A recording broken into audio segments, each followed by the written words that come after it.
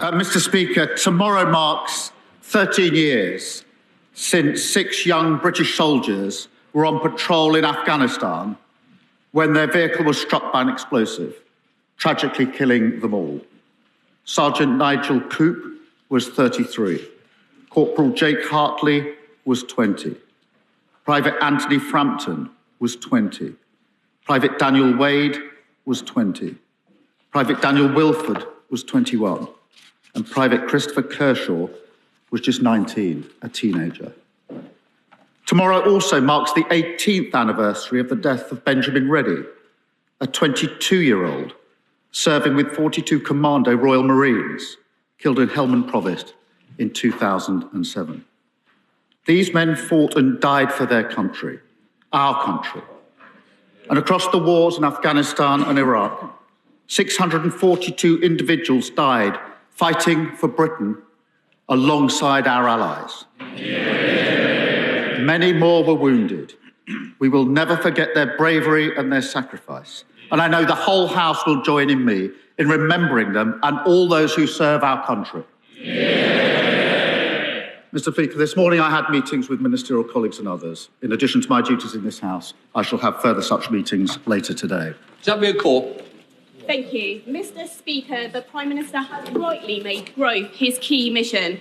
But can he outline for my constituents in Southampton Test how our employment rights bill will not only deliver improvements for them,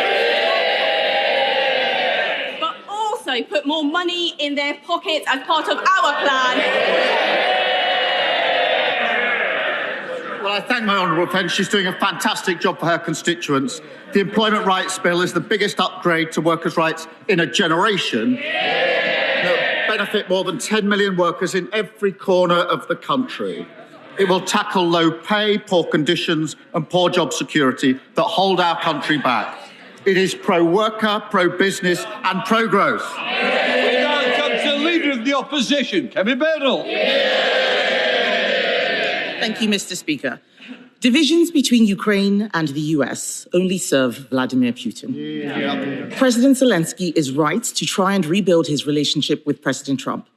He is keeping a cool head under very difficult circumstances. And I was glad to see President Trump receive his letter positively. What is the Prime Minister doing to help rebuild their relationship after a challenging week? Minister.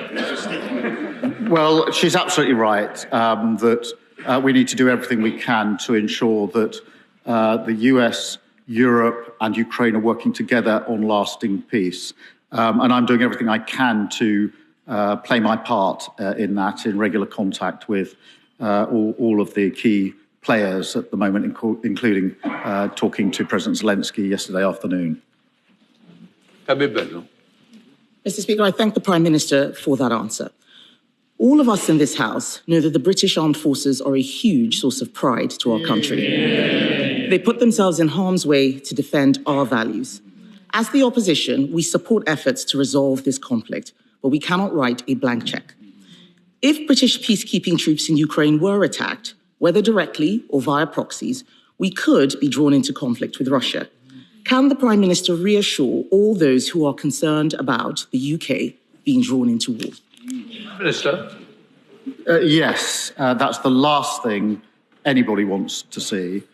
And the whole point of ensuring that there's a lasting peace and that any deal, if there's a deal, is defended, is to avoid conflict, to ensure that we do have peace. The way to ensure we have peace is to ensure there are guarantees for any deal that is in place, because the surest risk that there will be conflict is if Putin thinks that he can breach any deal that may be arrived at.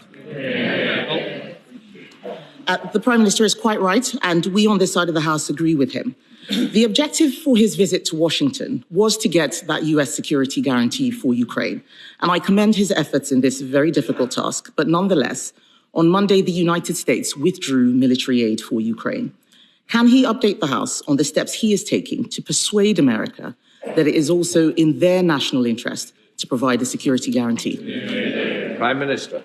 I'm pleased to inform the House that on Thursday of last week we did discuss security guarantees. The President made absolutely clear his commitment to Article 5 of NATO absolutely clear that he would have our backs because of the relationship between our parties, and agreed that our teams would sit down together to talk through security guarantees. I've spoken to him, I think, 3 times since then on the telephone, because it is vitally important that we work with the US, with Europe and Ukraine, and make sure that if there is a deal, it has proper security guarantees in place. Kemi Badenoch. Mr. Speaker, I know the Prime Minister is not able to comment on specific intelligence matters, and I'm certainly not asking him to do that. However, there are concerning reports that the United States has instructed Britain to suspend intelligence sharing with Ukraine, and other reports that Five Eyes itself may be at risk. We need to make sure America does not disengage. There are some in this House who argue Europe should go it alone. But does he agree with me that without this country's greatest ally, any peace agreement would place a terrible burden on Britain and our taxpayers?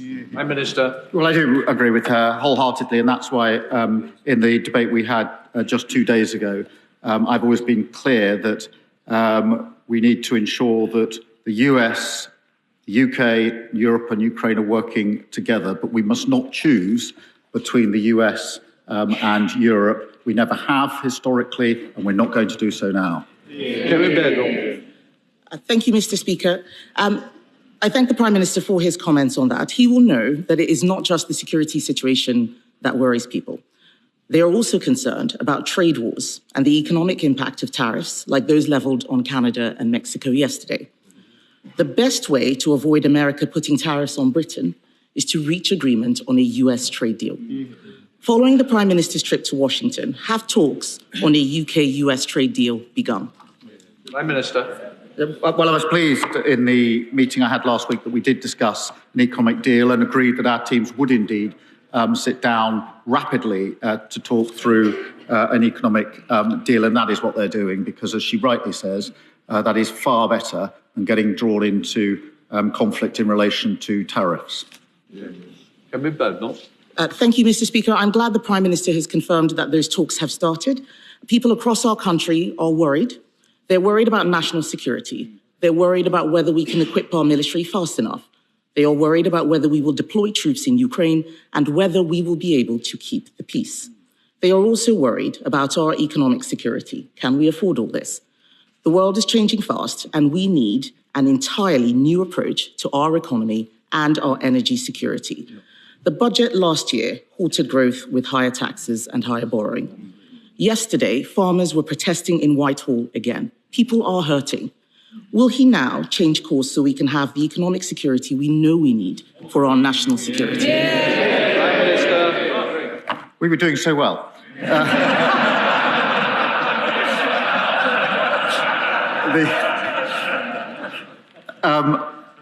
What we inherited was insecurity in our economy.